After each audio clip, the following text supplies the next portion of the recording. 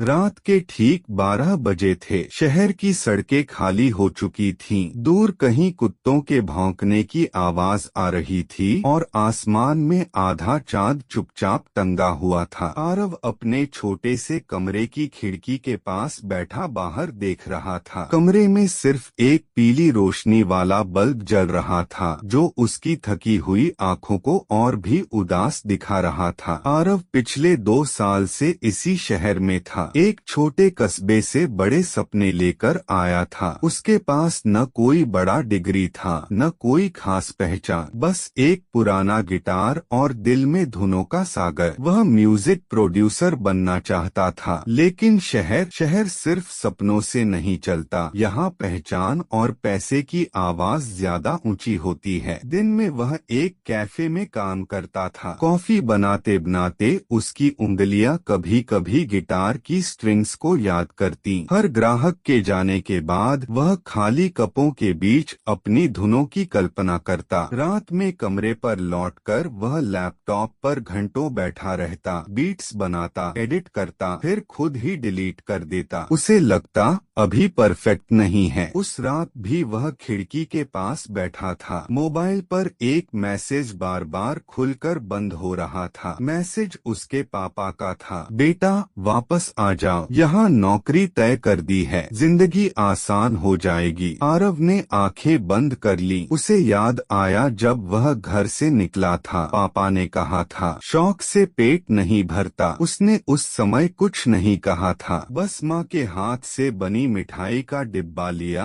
और बस में बैठ गया था। अब 2 साल बाद भी हालात ज्यादा बदले नहीं थे। पैसे बस गुजारे लायक थे, पहचान शून्य और आत्मविश्वास धीरे धीरे कम होता हुआ। उसी वक्त दरवाजे पर दस्तक हुई। आरव चौंका, इतनी रात को कौन? दरवाजा खोला तो सामने उसके पड़ोस में रहने वाली सना खड़ी थी, हाथ में एक छोटा सा केक और मोमबत्ती। हैप्पी बर्थडे, उसने मुस्कुराते हुए कहा। आरव एक पल के लिए भूल गया कि आज उसका जन्मदिन है। तुम्हें कैसे पता? उसने हैरानी से पूछा। सना हंसी, तुम्हारे सोशल मीडिया पर लिखा है, और वैसे भी जो हर रात 12 बजे तक जागता हो उसका बर्थडे याद रखना आसान है। दोनों कमरे में बैठे, छोटा सा केक, एक मोमबत्ती और खामोशी। आरव ने धीमे से कहा, शायद हिम्मत। सना ने उसकी तरफ देखा। तुम्हारे पास टैलेंट है, मैंने तुम्हारी बनाई धुनें सुनी हैं, तुम खुद पर भरोसा क्यों नहीं करते? आरव चुप रहा, फिर बोला,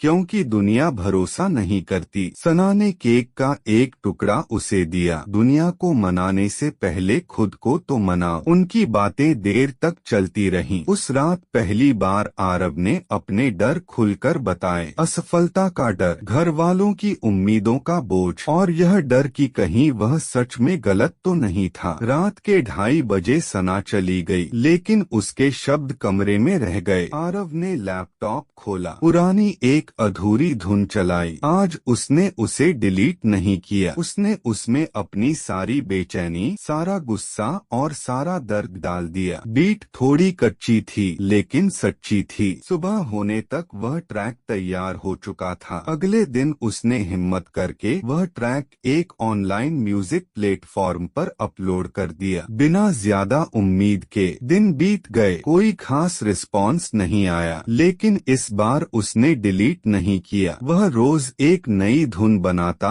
और अपलोड करता। कैफे की नौकरी चलती रही, रातों की नींद कम होती रही, पर अब उसकी आंखों में हल्की सी चमक लौट आई थी। एक हफ्ते बाद कैफे में काम करते समय उसका फोन बजा। अनजान नंबर। हेलो, क्या मैं आरव से बात कर रहा हूँ? जी, हम साउंडवेव स्टूडियो से बोल रहे हैं। आपका ट्रैक सुना, हमें पसंद आया, क्या आप आकर मिल सकते हैं? आरव के हाथ से कॉफी कप गिरते गिरते बचा। उसे लगा जैसे कोई मजाक कर रहा है, लेकिन यह मजाक नहीं था। उस दिन पहली बार उसे लगा कि शायद रास्ता बहुत लंबा है, लेकिन गलत नहीं। स्टूडियो छोटा था लेकिन असली था। वहाँ बड़े बड़े पोस्टर नहीं थे, बस कुछ पुराने स्पीकर्स और मिक्सिंग कंसोल। प्रोड्यूसर ने कहा, तुम्हारी धुन में खामियां हैं, लेकिन सच्चाई है, हम उसी सच्चाई की तलाश में हैं। आरव ने सिर झुका लिया। क्या तुम हमारे साथ एक प्रोजेक्ट पर काम करना चाहोगे। उस पल उसे अपने पापा का मैसेज याद आया, जिंदगी आसान हो जाएगी। शायद जिंदगी आसान नहीं होने वाली थी, लेकिन अब उसे मुश्किलों से डर नहीं लग रहा था। रात को उसने पापा को कॉल किया। पापा, हाँ बेटा, थोड़ा और समय चाहिए, शायद चीजें बदल रही हैं। कुछ सेकंड खामोशी रही, फिर पापा की आवाज आई, ठीक है, बस खुद का ख्याल रखना। यह पहली बार था जब पापा ने बिना बहस के ठीक है कहा था। दिन महीनों में बदले, प्रोजेक्ट छोटा था लेकिन रिलीज हुआ। गाना बहुत बड़ा हिट नहीं बना, पर कुछ लोगों ने नोटिस किया। कमेंट्स में लिखा था, नई आवाज है, अलग फील है। आरव अब भी उसी कमरे में रहता था, वही खिड़की, वही आधा चांद। फर्क बस इतना था कि अब वह खिड़की के बाहर देखकर हार नहीं मानता था। एक रात फिर 12 बजे वह खिड़की के पास बैठा था। इस बार मोबाइल पर नया मैसेज था, हम आपके अगले ट्रैक पर कोलैब करना चाहते हैं। उसने मुस्कुराकर आसमान की तरफ देखा। सपने अभी पूरे नहीं हुए थे, पर अब वे अधूरे भी नहीं लगते थे। सना ने दरवाजा खटखटाया, फिर से 12 बज गए। नई धुन बनी। आरव ने गिटार उठाया, एक नई स्ट्रिंग छेड़ी और कहा, हाँ, इस बार धुन अधूरी नहीं छोड़ूंगा। बाहर चांद थोड़ा और ऊपर चढ़ चुका था, और अंदर